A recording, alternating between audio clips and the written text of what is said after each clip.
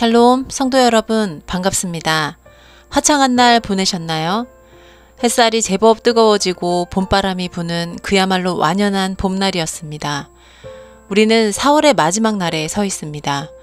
5월을 시작하기 전에 지나온 4월을 감사함으로 돌아보면 좋겠습니다. 우리는 코로나를 겪으며 당연한 것들에 대한 감사를 기억하게 되었지요. 우리의 일상 곳곳 당연히 여기며 받았던 사랑들이 있습니다. 하나님의 사랑이 그러했고 부모님의 사랑이 그러했고 배우자 혹은 친구, 이웃으로부터 받았던 사랑이 그러하지 않았나 돌아보면 좋겠습니다. 그 수많은 사랑들이 지금의 나를 있게 했음을 기억하며 감사를 고백하고 받은 사랑을 나누고 실천하며 4월을 마무리하고 5월을 맞이하면 좋겠습니다. 이제 기도로 매일 묵상을 시작합니다. 사랑의 하나님, 늘 변함없는 사랑으로 우리를 인도하시며 함께 해주셔서 감사합니다. 그 크신 사랑으로 구원받았고 죄에서 자유를 누리게 되었음에도 여전히 죄의 종노릇하고 있지는 않았는지 우리의 삶을 되돌아보며 회개합니다.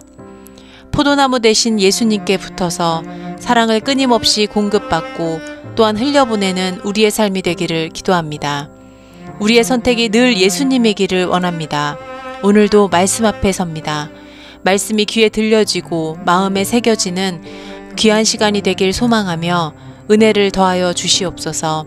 예수님의 이름으로 기도드립니다. 아멘. 이제 다 함께 감사와 회개의 기도를 드리도록 합니다.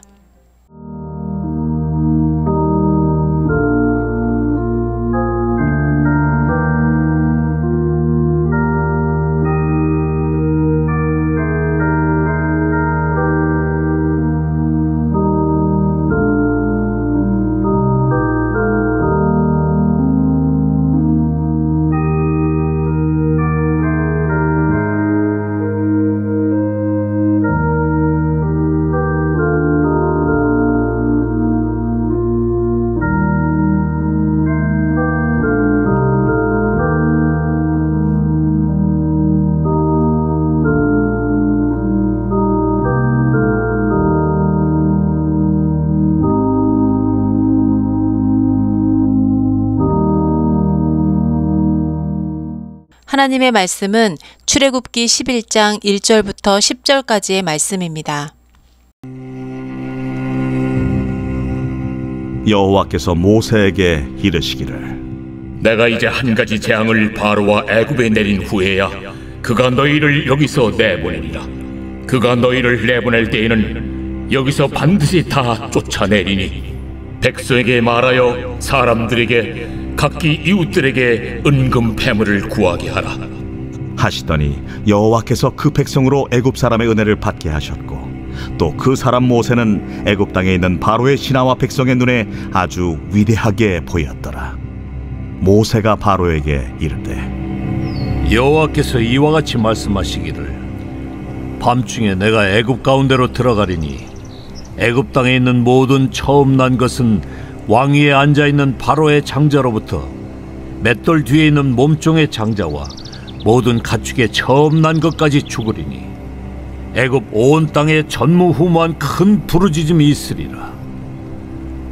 그러나 이스라엘 자손에게는 사람에게나 짐승에게나 개 한 마리도 그 혀를 움직이지 아니하리니 여호와께서 애굽 사람과 이스라엘 사이를 구별하는 줄을 너희가 알리라 하셨나니 왕의 이 모든 신하가 내게 내려와 내게 절하며 이르기를 너와 너를 따르는 온 백성은 나가라 한 후에야 내가 나가리라 하고 심히 노하여 바로에게서 나오니라. 여호와께서 모세에게 이르시기를 바로가 너희의 말을 듣지 아니하리라. 그러므로 내가 애굽 땅에서 나의 기적을 더하리라 하셨고 모세와 아론이 이 모든 기적을 바로 앞에서 행하였으나 여호와께서 바로의 마음을 완악하게 하셨으므로 그가 이스라엘 자손을 그 나라에서 보내지 아니하였더라. 말씀 묵상하기. 모세는 바로에게 한 번만 더 나타나면 죽임을 당할 것이라는 경고를 들었습니다. 그럼에도 하나님께서 보내시는 마지막 경고를 위해 또다시 바로 앞에 담대히 섭니다. 처음 하나님의 부르심 앞에서 이런저런 핑계를 대며 할 수 없다고 하던 때와는 완전히 달라진 모습입니다. 하나님의 능력을 생생하게 체험하고 그 속에서 하나님을 알아간 결과입니다. 이제 그는 물론이고 그의 동족인 이스라엘 백성을 대하는 이집트의 시선까지 완전히 달라졌습니다. 오직 한 사람, 바로만이 하나님의 능력 앞에서도 강팍한 마음을 버리지 못하고 있습니다. 이런 사람에게는 오직 징벌만이 있을 뿐입니다. 같은 역사를 보고도 반응도 결과도 이렇게 다릅니다. 모세의 길을 갈지 바로의 길을 갈지 나의 선택은 무엇인가요? 말씀 적용하기. 똑같이 하나님의 역사를 보고 경험해도 어떤 사람에게는 믿음이 성장하는 기회가 되는 반면 어떤 사람에게는 아무 의미 없이 괴롭기만 한 사건이 됩니다. 나에게 하나님의 역사는 어떤 의미인가요? 높아질 때나 낮아질 때나 아픈 일이나 기쁜 일이나 큰 일이나 작은 일이나 모든 일상 속에서 하나님 아버지를 느끼며 날마다 영적으로 성장해가면 좋겠습니다. 이제 다 함께 찬양 중에 말씀을 더 읽고 깊이 묵상하며 기도하는 시간을 갖도록 하겠습니다.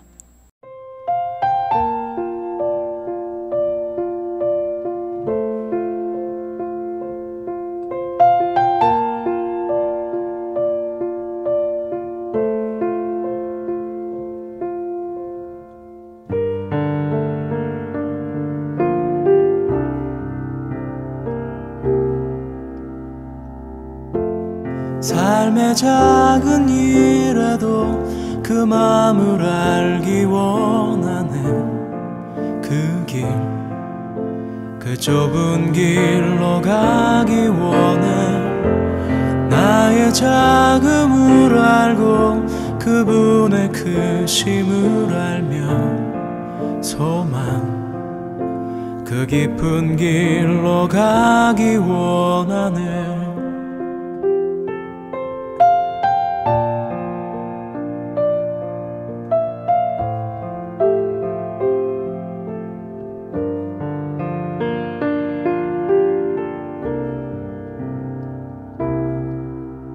저 높이 솟은 산이 되기보다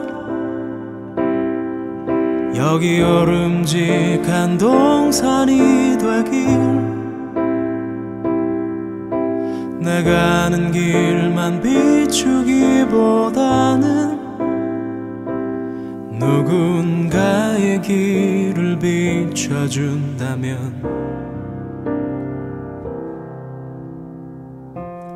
내가 노래하듯이 또 내가 얘기하듯이 살길, 난 그렇게 죽기 원하네. 삶의 한 절이라도 그분을 담기 원하네.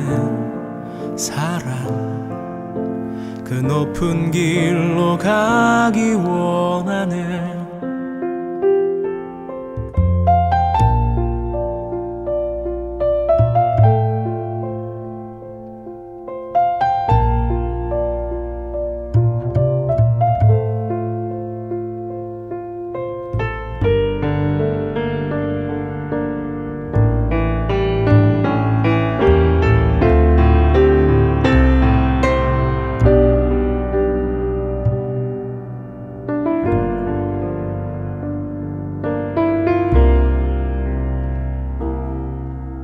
저 높이 솟은 산이 되기보다 여기 오름직한 동산이 되길, 내가 아는 길만 비추기보다는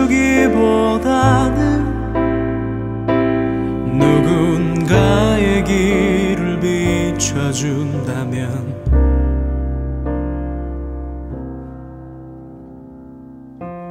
내가 노래하듯이 또 내가 얘기하듯이 살길, 난 그렇게 죽기 원하네. 삶의 한 절이라도 그분을 담기 원하네. 사랑, 그 그 좁은 길로 가기 원하네. 그 깊은 길로 가기 원하네. 그 높은 길로 가기 원하네.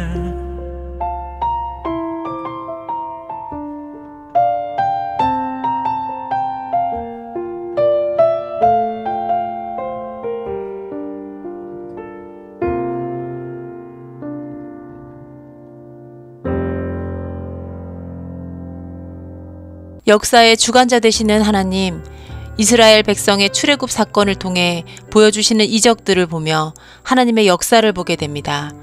놀라운 능력 앞에서도 강팍한 마음을 버리지 못하는 바로의 모습을 보면서 말씀 앞에서 우리의 반응은 어떠했는지를 돌아보게 됩니다. 살아있고 힘이 있는 말씀을 대하면서도 마음이 무뎌져 감동 없이 읽고 거리감을 느끼며 살지는 않았는지요. 이제 다시 말씀을 선택합니다. 기도의 자리, 묵상의 자리를 선택합니다. 어떠한 상황 속에서도 변함없이 일하시는 온전하신 주님 앞에 우리를 드리게 하옵소서. 예수님의 이름으로 기도드립니다. 아멘. 이제 다음의 내용으로 함께 나눔의 시간을 자유롭게 가지시고 온 마음 매일 묵상 시간을 마무리하시기 바랍니다. 평안한 밤 되세요. 내일 다시 만나 뵙겠습니다. 감사합니다.